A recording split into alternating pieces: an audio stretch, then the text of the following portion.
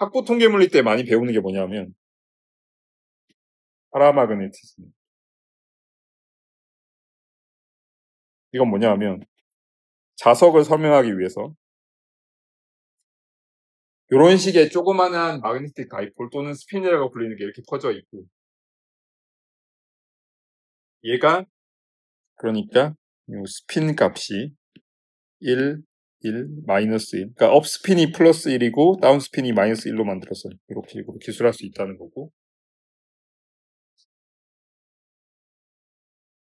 학부 때 주로 배우는 이 파라마그네티즘 상적인이라는 뜻이에요. 상이라는 게. 이거는 뭐냐면 얘가 주변에 있는 다른 스핀이랑 상호작용을 하는 게 아니라 이거를 전체적으로 컨트롤하는 어떤 이런 거대한 어떤 너무 굵게 그린 것 같기도 한데 거대한 이런 외부 자기장이 있어가지고 얘랑 얘가 상호작용을 하고 얘랑 얘가 상호작용을 하고 이렇게 쭉 해서 이렇게 상호작용을 한다는 거죠. 그래서 요 마그네틱 다이폴 또는 스핀의 방향이 외부 자기장이랑 같은 방향이면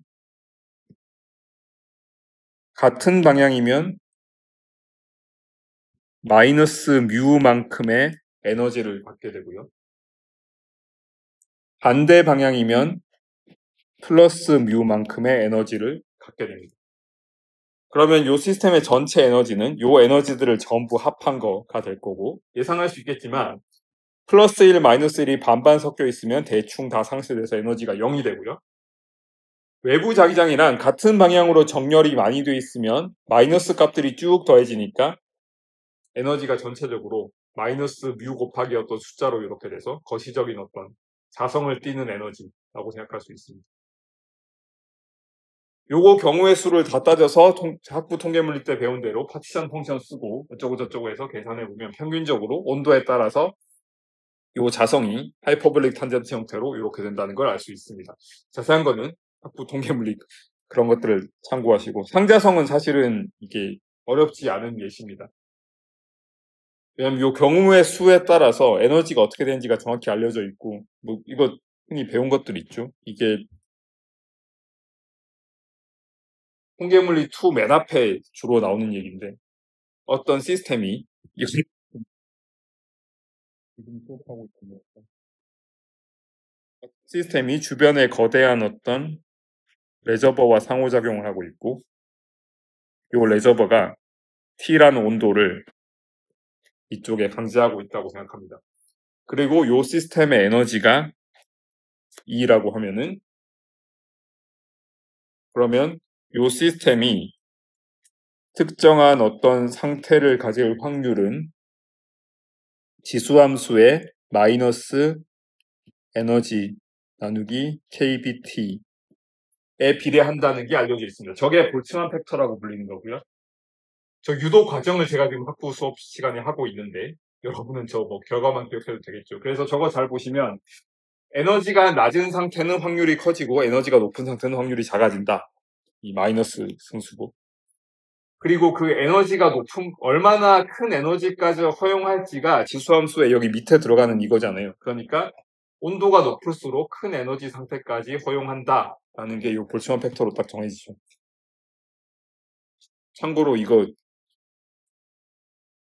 이퀄리티로 만들려면 이게 노멀라이제이션 팩터가 들어가는데 이게 흔히 파티션 펑션이라고 불리는 모든 상태에 대해서 이걸 전부 다 더하면 되는 확률의 합을 1로 만들기 위한 겁니다. 이것도 은근히 중요한데 그걸 다 복습할 시간은 없으니까.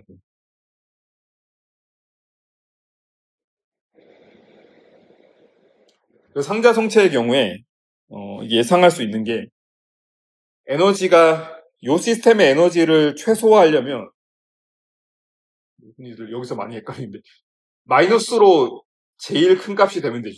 가장 최고로 네거티브 쪽으로 가면 되니까 모든 스핀이 외부 자기장이랑 같은 방향으로 정렬을 하면은 그때는 그러니까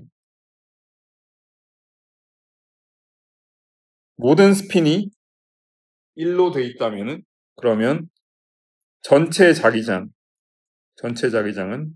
마이너스 뮤 n이 되면서 전체 자기장이 아니라 이건 에너지라고 봐도 되겠죠. 에너지가 이렇게 되고 에너지가 가장 낮은 상태니까 제일 있음직한 그런 상태가 되는 거죠. 이런 식으로 쭉 정렬이 됩니다. 여기서 평균적인 에너지가 뭐냐 라고 물어보면 이 온도에 따라서 분포가 달라지니까 평균 에너지가 온도가 높으면 높을수록 가장 낮은 에너지 상태만 허용하다가 온도가 높으면 높을수록 점점 큰 에너지 상태까지 허용하는 게 되죠. 그래서 이 볼트만 팩터를 쓰게 되면 어떤 에너지까지 허용하는지 대충 이렇게 쓰겠습니다. 이게 보면은 저게 온도가 절대 0도라면은 에너지가 가장 낮은 것밖에 허용하지 않고요. 델타 픽이 이렇게 있습니다. 그러다가 온도가 높아질수록 점점 이렇게 누워가지고 높은 에너지 상태까지 허용하게 되죠. 평균적으로 뭐 온도가 높아지면 이게 완벽하게 정렬되어 있던 스핀이 온도가 높아지면 점점 이렇게 뒤틀어지기 시작하고 그럼 이제 엔트로피 커지고 그런 거고 프리 에너지 개념도 설명할 수 있는 어쨌든 이런 식으로 다 돼서 그래서 여기서 흔히 나오는 얘기가 요럴 때 이제 평균 자기장 저는 전체 스핀 중에서 뭐 이런 식으로 생각할 수 있을 겁니다. 이게 저 SI를 전부 더했을 때 평균 자기장이 이거는 워낙 유명한 공식이라 제가 그래도 안 되는 외우고 있는 건데 이게 하이퍼볼릭 탄젠트의 뮤 나누기 KB 이런 식으로 줘서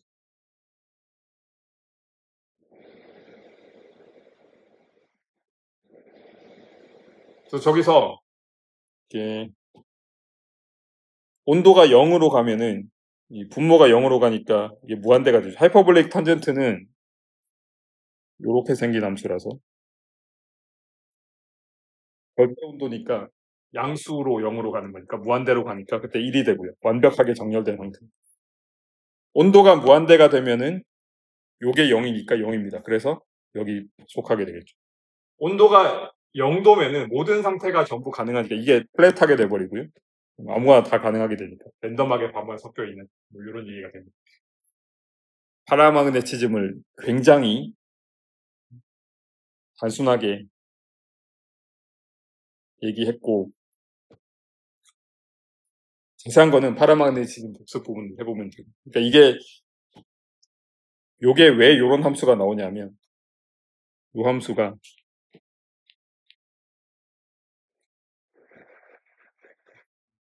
요렇게 생긴 함수인데 요게 이 볼츠만 팩터에서 계산해보면 요런 함수가 나올 수밖에 없습니다. 그런 얘기 잠깐 했고 이거는 다 학부 수준 얘기고요. 지금은 뭘 얘기할 거냐면 페로마그넷 강자성이라 불리는 거예요. 페로라고 했죠. 아까는 파라였고요. 헷갈리지 말도록 파라였고 지금은 페로입니다. 아까랑 뭐가 다르냐? 이제는 외부 자기장의 영향뿐만이 아니라 쭉 있을 수 있죠. 이제는 내가 내 옆에 있는 스핀과 비교했을 때 같은 방향인지 다른 방향인지도 이제 신경 씁니다. 저것까지 이제 에너지에 컨트리뷰터를 하는 게 페로마그네티즘이고 재밌는 일이 그래서 여기서 일어납니다. 여기는 재밌는 일은 안 일어나요. 요 함수가 아무 데서나 다 미분 가능하고 뭐 굳이 따지자면 t가 0으로 갈 때랑 무한대로 갈 때 같은 그런 굉장히 인위적인 싱글러리티를 만들지 않으면 이상한 일이 안 일어나는 그런 시스템인데 여기서는 뭐 h가 들어가야 되는데 어쨌든 에너지 때문에 이게 좀 더 완벽하게 쓰기 위해서 이렇게 쓰겠습니다. 이거 잘 보면 외부 자기장과 열 에너지의 싸움이에요.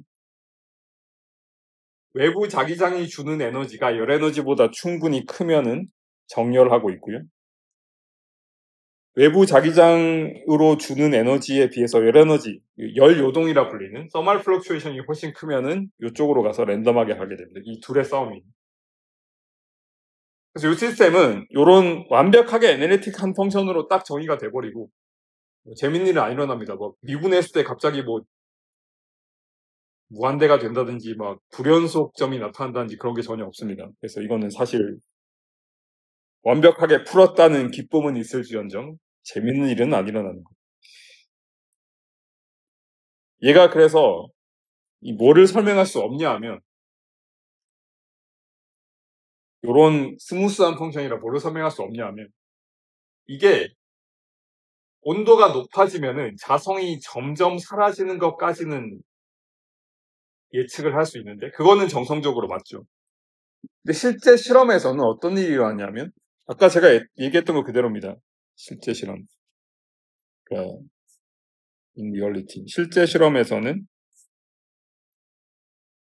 온도에 따라서 자성이 이런 자성이 실제 실험에서는 온도에 따라서 내가 자성을 이렇게 갖고 있다가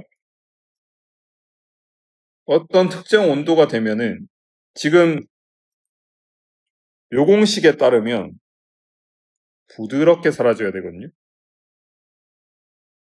근데 실제 실험에서는 어느 순간에 CC라고 불리는 이거는 크리티컬이 될 수도 있고 아까 얘기한 것처럼 퀴리 템퍼러처가 될 수도 있는데 어느 순간에 탁 하고 바닥에 붙어버리고 그 다음부터는 갑자기 0이 돼버립니다.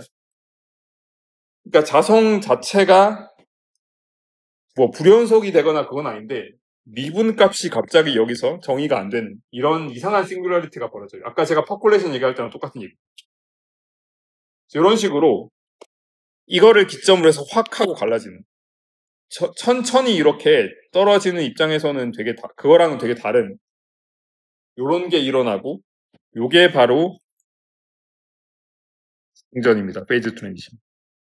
그래서 흔히 제가 지금 이름을 다 소개했지만 온도가 낮은 데서 자성을 띠고 있는 이런 거를 페로마그네틱 페이즈라고 부르고 온도가 높은 데서 외부 자기장이 없으면은 정렬이 제대로 안 일어나겠죠. 동전 던지기 반반이니까. 그런 파라마그네티즘으로 가는 이 페로마그네틱 파라마그네틱 요 상전이가 실제로는 일어나는데 요 모형으로는 절대 설명할 수 없어요. 왜냐하면 이 시스템을 기술하는 게 전부 이런 스무스 펑션, 애널리틱 펑션. 애널리틱 펑션이라고 하면은 이게 굉장히 센 말인데 애널리틱 펑션이란 건 아무리 미분해도 이상한 일이 일어나지 않는 그러니까 무한번 미분해도 물론 실제로 무한번 미분할 수 없지만은 유한한 미분을 아무리 해도 싱귤라리티가 안 일어나는 함수입니다. 이게 대표적으로 탄젠트 하이퍼블릭 같은 게 굉장히 잘 정의된 애널리틱한 함수죠. 테일러 시리즈 전개 언제든지 가능하고 뭐 그런 것들. 그래서 이 상자성체 모델은 절대로 실제 자성체를 설명할 수 없죠. 지금 요 관점에서. 볼츠만의 연력학에 따라서 완벽하게 유도했는데도 이게 안 되니까. 그래서 요런 게 이제 필요한 겁니다.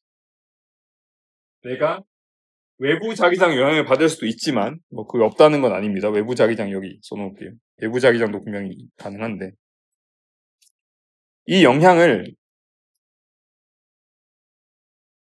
이렇게도 영향을 받지만 주변에 있는 것과도 영향을 충분히 주고받는다. 이런 게 이제 강자성체의 핵심입니다. 주변에 있는 것들의 영향을 받는 거죠. 이거랑 이거의 근본적인 차이가 잘 보시면 이거는